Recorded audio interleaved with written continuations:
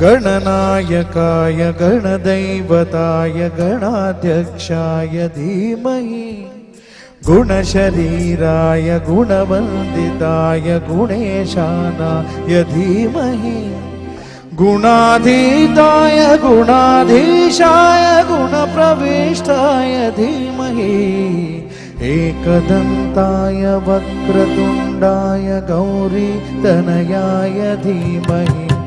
गजेशानाय भालचन्द्राय श्रीगणेशाय धीमहि एकदन्ताय वक्रतुण्डाय गौरीतनयाय धीमहि गजेशानाय भालचन्द्राय श्रीगणेशाय धीमहि